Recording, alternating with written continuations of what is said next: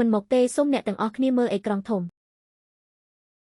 កំពុងនៅជាមួយខែព្រះច័ន្ទរបស់គាត់គ្មានពេលមកចូលរួមខូបអាពាហ៍ពិពាហ៍ទេពេលនេះភ្ញៀវទាំងអស់មកដល់ហើយយ៉ាងណាក៏ខ្ញុំត្រូវរៀបការដែរមិនដឹងក្នុងទីនេះមាននរណាចង់ឡើងឆាករៀបការជាមួយខ្ញុំទេតើអ្នកណានៅទីនេះចង់យកខ្ញុំឲ្យតែអ្នកណាមកទទួលបាច់ការនេះខ្ញុំនឹងរៀបការជាមួយគាត់ឆាប់ទៅ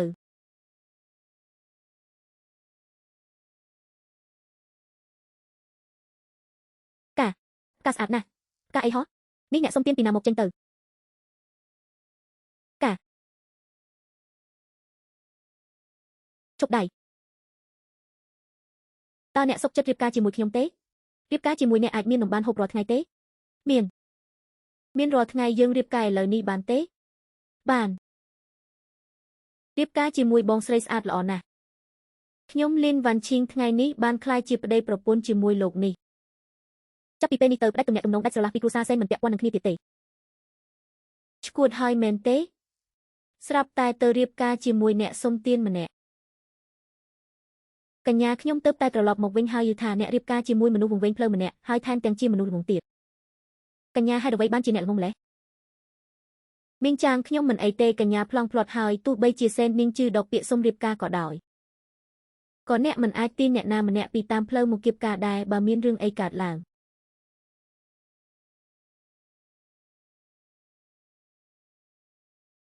កញ្ញានៅមានភ្ញៀវនៅផ្ទះតើមីងចាងគាត់គឺបុរសដែលបានរៀបការជាមួយខ្ញុំពេលថ្ងៃអ្វីមែនទេនេះមើលទៅមិនល្ងងតតែសោះគាត់មិនមែនជាមនុស្សល្ងងទេមីងចាងខ្ញុំដឹងថាខ្លួនឯងកំពុងធ្វើអ្វីជាជាងត្រូវគេមើលងាយដូចជាសេននីងជឺខ្ញុំសុខចិត្តរៀបការជាមួយមនុស្សស្មោះត្រង់ម្នាក់ចាប់ពីថ្ងៃនេះទៅគាត់គឺជាកូនប្រសារផ្ទះតកូលីនអ្នកមិនបាច់បារម្ភពីរឿងនេះទៀតទេមីងចាងបាត់ចាស់សោះរឿងក្មេងពួកអ្នកខ្ញុំលែងលូកដៃហើយតើនេះជាអ្នកសុំទានដែលខ្ញុំរើសមកមែនទេមុខមាត់នេះរាងកាយនេះសង្ហាជាងតារាប្រុសលំដាប់កម្ពុជារាប់សិបដងប្រពន្ធឲ្យអាវនេះមិនស្រួលខ្លួនទេអីចិនកុំពាក់វាអីអូដើមឡើយបងឈ្មោះអីចិនសោះបើមិនស្រួលខ្លួនយើងមិនបាច់ប៊ូតុងគ្រប់ខាងលើនេះទេប្រពន្ធល្អណាស់អីចិនតើបងពិតជាមិនចាំអីសោះមែនទេតើបងឈ្មោះអ្វីហើយផ្ទះនៅណាអត់ដឹងទេកុំធ្វើអីកុំទៅជាមួយអីចិនអីចាមិនហ៊ានទេចាប់តាំងពីពេលដែលអ្នកដើរមករកខ្ញុំពេលដែលអ្នកអតីបោះបង់ខ្ញុំចាប់ពីពេលនេះទៅអ្នកគឺជាស្វាមីដែលខ្ញុំបានកំណត់ហើយឲ្យតែបងសុខចិត្តទីនេះគឺជាផ្ទះរបស់បងប្រពន្ធឲ្យអីចិនមានផ្ទះហើយអីចិនតើបងដឹងថាប្តីប្រពន្ធជាអ្វីទេយើងឥឡូវជាប្តីប្រពន្ធនឹងគ្នាហើយប្តីប្រពន្ធត្រូវថាបគ្នាអោបគ្នានឹងលើកដាក់ស្មានិយាយបែបនេះក៏ត្រូវដែរចឹងកូនចូលគេងឲ្យលឿនទៅព្រឹកស្អែកចាំមីងដាស់កូនបាទប្រពន្ធល្អដាស់បងផង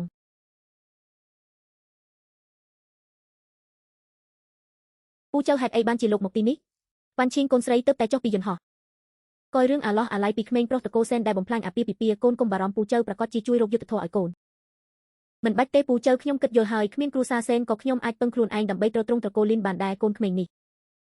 ពូកយថាកូនរកអ្នកសុំទានម្នាក់មកគៀបការផ្ដេសផ្ដាស់ដែរតើកូនតើលោកតាស្គាល់ខ្ញុំទេមិនគួរណាខ្ញុំអត់មានចំណាប់អារម្មណ៍ចំពោះគាត់សោះនេះគឺពូចៅនេះគឺជាស្វាមីរបស់ខ្ញុំឈ្មោះអីចិននេះគឺពូចៅជំរាបសួរពូចៅនេះមិនមែនជាកូនប្រុសច្បងដែលមានទេពកោសល្យលេខ1របស់ប្រទេសយើងគឺគ្រួសារកូទេមែនទេលោកម្ចាស់វ័យក្មេងនេះមានវិធីសាស្ត្រខ្លាំងក្លាក្នុងពិភពចំនួនដែលខ្ញុំធ្លាប់ឃើញផ្ទាល់ភ្នែកហេតុអ្វីបានជាគាត់ខ្លាចជាបែបនេះពូចៅមានរឿងអ្វីកើតឡើងមើលទៅមុខលោកស្លេកស្លាំងណាស់មិនអីទេប្រហែលជាកំពុងវង្វេងមកកូនវ៉ាន់ឈីងពូឃើញបរិសម្នាក់នេះរូបរាងសង្ហាមិនដូចជាអ្នកសុំទានធម្មតាទេបញ្ហាបញ្ញារបស់គាត់ប្រហែលជាបណ្ដាលមកពីរងរបួសខាងក្រៅតាមរយៈវិធីសាស្ត្រវេជ្ជសាស្ត្រគួរតែអាចជាសះស្បើយបានពិតមែនហោពូចៅពិតជាមានពេលទំនេរកូននាំគាត់ទៅពិនិត្យនៅមន្ទីរពេទ្យចុះពូមានការបន្តិចសូមចេញទៅមុនហើយបាទចាស់ពូចៅដើរយឺតពេលដែលលោកម្ចាស់ម្នាក់នេះនៅផ្ទះត្រកូលលីនគាត់មានសង្ឃឹមហើយខ្ញុំក៏ធូរស្រាលចិត្តចាស់ទុំម្នាក់នេះនៅតែជាមនុស្សឆ្លាតដែរដឹងថាអ្វីគួរនិយាយអ្វីមិនគួរនិយាយអីចិនបងនាំកូនដើរលេងក្រៅបន្តិចស្គាល់បរិយាកាសជុំវិញចាប់ពីពេលនេះទៅទីនេះគឺជាផ្ទះរបស់បងបាទ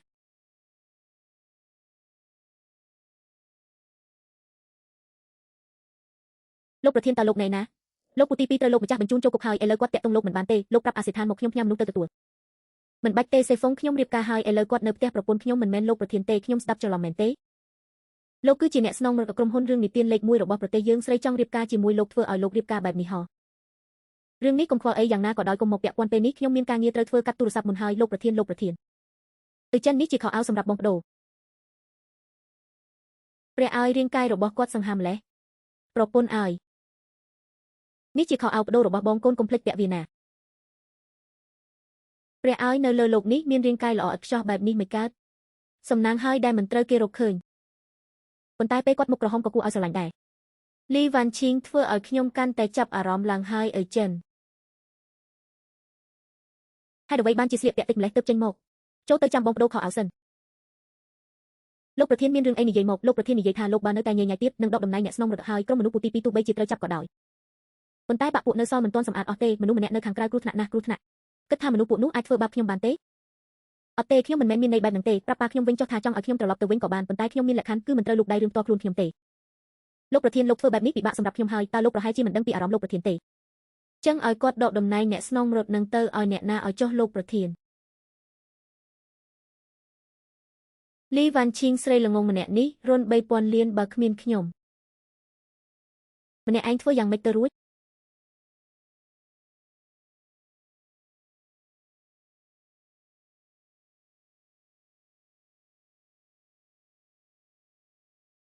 ញាក់ឡើងតើសុខសប្បាយជាទេចិនបងបង្រៀនកូនម្ដងទៀតពីរបៀបពាក់ខោអាវកូនត្រូវចាំណាប្រពន្ធហៅចិនតើបងកំពុងរៀនអត់នឹងប្រពន្ធពាក់ស្រឡាញ់ប្រពន្ធបានហើយពាក់ខោអាវគេងរួចហើយខ្ញុំត្រូវចូលបន្ទប់គេងវិញហើយលោកពូប្រពន្ធក្រោកឡើងហើយឆាប់មកញ៉ាំអាហារពេលព្រឹកនៅចាំរឿងយប់មិញទៀតគួរឲ្យស្រឡាញ់ណាស់ចិនចង់ញ៉ាំរបស់ប្រពន្ធឲ្យប្រពន្ធតើមិនអីទេខ្ញុំមិនអីទេប្រពន្ធឲ្យមីងចាងខ្ញុំត្រូវទៅក្រុមហ៊ុនហើយចិនប្រគល់ជូនមីងចាងហើយមិនបាច់ទេចង់ទៅជាមួយប្រពន្ធដែរបានហើយប៉ុន្តែត្រូវប្រាប់គ្នាជាមុនសិនទៅក្រុមហ៊ុនមិនត្រូវរត់ផ្ដេសផ្ដាស់ទេប្រពន្ធកុំបារម្ភចិនមិនរត់ផ្ដេសផ្ដាស់ទេចិនស្ដាប់បង្គាប់បាទឬគេនិយាយថាម្សិលមិញមានប្រធានផ្នែក2នាក់ទៀតដាក់ពាក្យលីឈប់ធម្មតាទេក្រុមហ៊ុនខ្លាចជាបែបនេះហើយតើអ្នកណាខ្លះមិនចង់រកផ្លូវផ្សេងនាយកលីរបស់យើងក៏ពិបាកដែរអាកុយចាំខ្ញុំទីនេះចុះខ្ញុំទៅយកកិច្ចសន្យានៅការិយាល័យបន្តិចរួចមកវិញហើយអាកុយចាំប្រពន្ធលោកប្រធានសិនមានការណាត់ទេថយចេញទៅសិនមានជឿឯងមកធ្វើអ្វីខ្ញុំមកមើលថាតើអតីតគូដណ្ដឹងខ្ញុំរស់នៅបែបណាខ្លះយឺថាឯងរកបានបេកលម្នាក់យកធ្វើជាប្តីមែនអាល្ងងនឹងហើយប្រពន្ធខ្លាចទេមិនបាច់ខ្លាចទេសិនមីងជឿរវាងខ្ញុំនិងឯងលែងមានរឿងតាក់ទងគ្នាទៀតហើយសូមឯងចេញទៅសម្ដីខ្ញុំមិនទាន់និយាយចប់ផងលីនវ៉ាន់ឈីងផ្ទេរដេឡូតរបស់ឆេងស៊ីនមកឲ្យខ្ញុំខ្ញុំជាអ្នកសម្រេចឲ្យតម្លៃល្អសមរម្យចាត់ទុកថាជាប្រាក់បោះបាជក់ដែលឯងបម្រើខ្ញុំកាលពីមុនចុះយ៉ាងម៉េចដែរ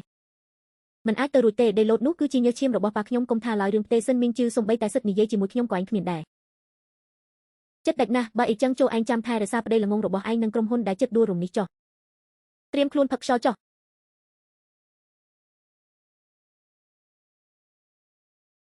ឈោមិននឹងផងពិតជាឥតប្រយោជន៍មែនជើងខ្ញុំកើតអីនឹងប្រពន្ធគេវាយខ្ញុំឈឺណាស់សិនមីងជឿប្រសិនបើឯងមិនដើរចេញទេខ្ញុំនឹងហៅសន្តិសុខហើយពួកឯងចាំមើលចុះលើកនេះគ្រាន់តែធ្វើឲ្យឯងរមួលក្រពើបន្តិចខូចថាទុនខ្លួនហើយបើហ៊ានធ្វើបាបប្រពន្ធខ្ញុំម្ដងទៀតគឺកាត់ជើងឯងតែម្ដងក្រុមហ៊ុនតឹងសេងចេញឆាយចង់ឡើងថ្លៃ15នេះមិនមែនឆ្លៀតឱកាសប្លន់ទេលោកប្រធានលោកលីមកពីក្រុមហ៊ុនតឹងសេងនិយាយថាបើមិនទទួលយកការឡើងថ្លៃទេទំនិញបន្តរបស់ពួកគេនឹងត្រូវពន្យាពេលគ្មានពេលកំណត់លីទៅប៉ាវគាត់មើលឃើញច្បាស់ថាយើងគ្មានអ្នកគុតគង់ផ្សេងទៀតទេនៅមានជំរឿមួយទៀតគឺថងតាចេញឆាយដែលទើបបើកថ្មីនៅភាគខាងជើងទីក្រុងតម្លៃទាបជាងតឹងសេង10ប៉ុន្តែពួកគេទាមទារចរចាផ្ទាល់ជាមួយលោកប្រធានតើពេលណារសៀលថ្ងៃនេះម៉ោង4ជួបគ្នានៅឃ្លាំងយានដ្ឋានជីក្រុងខាងត្បូងល្អតោះឥឡូវចេញដំណើរទាន់ពេលចាំមើលរថយន្តអាកុយខ្ញុំត្រូវចេញទៅក្រៅបន្តិចដើម្បីការងារកូនត្រូវនៅផ្ទះល្អដឹងទេកុំអីអាកុយចង់តាមប្រពន្ធទៅណាអាកុយទៅនឹងក៏បានប៉ុន្តែត្រូវធានាថាមិនរត់ផ្ដេសផ្ដាសនិងមិននិយាយផ្ដេសផ្ដាសទេ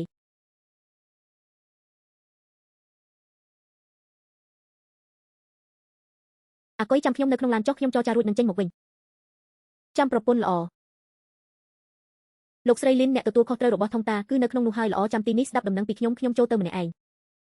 លោកលីហេតុអ្វីបានជាលោកនៅទីនេះមិនមែនថងតាចេនឆាយទេថងតាចេនឆាយក៏ជារបស់ខ្ញុំដែរលោកស្រីលីនខ្ញុំគ្រាន់តែចង់ចរចាផ្ទាល់ជាមួយអ្នកចុះលោកមានលក្ខខណ្ឌអ្វីដែរលក្ខខណ្ឌអីងាយទេលោកស្រីលីនទាំងក្មេងទាំងស្រស់ស្អាតហេតុអ្វីត្រូវទ្រាំទ្រក្រុមហ៊ុនម្នាក់ឯងបែបនេះឲ្យតែអ្នកមកតាមខ្ញុំតម្លៃសម្ភារសំណងខ្ញុំនឹងបញ្ចុះជូន 80% យ៉ាងម៉េចដែរលោកលីខ្ញុំមកទីនេះដើម្បីចរចាពាណិជ្ជកម្មមិនមែនមកចរចាលក្ខខណ្ឌបែបនេះទេកុំសង្ងំធ្វើខ្លួនអីលោកស្រីលីនសំបីតែបេកលតាមផ្លូវក៏អ្នកហ៊ានយកដែរហេតុអ្វីត្រូវធ្វើពុតជាខ្ពស់ស័ព្ទសម្លេះទោះបីជាខ្ញុំលីទៅប៉ៅមិនក្មេងទៀតក៏ដោយប៉ុន្តែប្រកាសជាប្រសើរជាងអាល្ងងម្នាក់នោះទៅទៀតបើអ្នកខិតចូលមកចិត្តម្នាក់ទៀតខ្ញុំនឹងហៅប៉ូលីសចង់ហៅក៏ហៅទៅមុនប៉ូលីសមកដល់គិតថាអញអាចចេញរួចទេលោកស្រីមិនបាច់ប្រកែកគ្នាទេខ្ញុំក៏មិនមែនជាមនុស្សគ្មានហេតុផលដែរប្រពន្ធសម្លាញ់អាឈិនមកតាមរកអូនហើយធ្វើឲ្យខ្ញុំស្រឡាំងទាំងអស់លុះត្រាតែអាល្ងងនឹងពួកឯងទាំងពីរនាក់ចាប់វាបដួលចុះ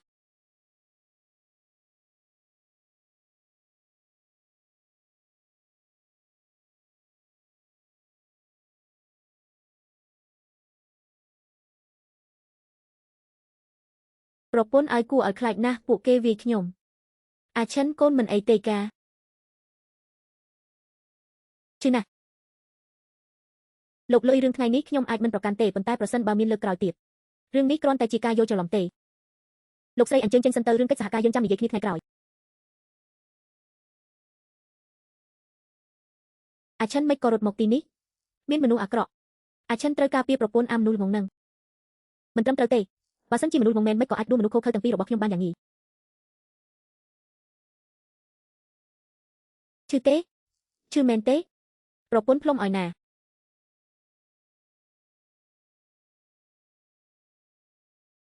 អាឈិនថ្ងៃនេះនៅក្នុងឃ្លាំងមិនក៏បងអាចវាយមនុស្សពីរនាក់នោះឲ្យដួលបានអាឈិនអត់ដឹងទេពេលអាឈិនខ្លាចគឺបានហើយបើមិនដឹងក៏ស្ងៀមទៅថ្ងៃក្រោយហាមធ្វើរឿងគ្រោះថ្នាក់បែបនេះទៀតគឺទេយីហើយប៉ុន្តែប្រសិនបើប្រពន្ធជួបមនុស្សអាក្រក់អាឈិនត្រូវតែវាយដដែលអាល្ងងឲ្យ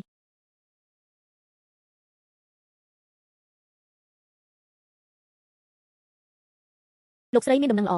ក្រុមហ៊ុនបុតសម្ព័ន្ធមួយរបស់សម្ព័ន្ធក្រុមហ៊ុនគូបានតាក់ទងមកយើងដោយផ្ទាល់ថាពួកគេចាប់អារម្មណ៍ខ្លាំងលើផលិតផលថ្មីរបស់យើងពួកគេចង់ចុះហត្ថលេខាលើកិច្ចព្រមព្រៀងសហការរយៈពេលវែងក្រុមហ៊ុនគូដែលជាមហាសេដ្ឋីលំដាប់ទី1របស់ប្រទេសចិនបានប្រាប់យើងថាបើសិនជាយើងយកព្រមសហការការបញ្ជាទិញដំបូងគឺមានតម្លៃដល់ទៅ50លានរឿងនេះស្រាប់តែបែបនេះតើវាជាជនបោកប្រាស់ទេខ្ញុំបានពិនិត្យមើលហើយភាគីម្ខាងទៀតគឺជាក្រុមហ៊ុនបុតសម្ព័ន្ធដែលបានចុះបញ្ជីត្រឹមត្រូវរបស់គូដែលមានឯកសារគ្រប់គ្រាន់លោកស្រីនេះគឺជាសំណាងដ៏ធំធេងណាស់ល្អណាស់អាឈិនបងបានឬទេក្រុមហ៊ុនគូចង់សហការជាមួយយើងគឺការបញ្ជាទិញតម្លៃ50លានប្រពន្ធសប្បាយចិត្តអាឈិនក៏សប្បាយចិត្តដែរអាឈិនតើបងជាតារានាំសំណាងតូចរបស់អូនមែនទេចាប់តាំងពីជួបបងមកសំណាងរបស់អូនហាក់ដូចជាល្អប្រសើរឡើងមែនទែនអាឈិនមិនមែនជាតារានាំសំណាងទេប្រពន្ធទេជាតារានាំសំណាងរបស់អាឈិនតើខ្ញុំឈួតហើយមែនទេធ្វើម៉េចនឹងអាចជារឿងដែលធ្វើឡើងដោយអាឈិនទៅបានចូលគេងលឿនបន្តិចទៅថ្ងៃស្អែកនាំបងទៅមន្ទីរពេទ្យខ្ញុំទៅពិនិត្យសិន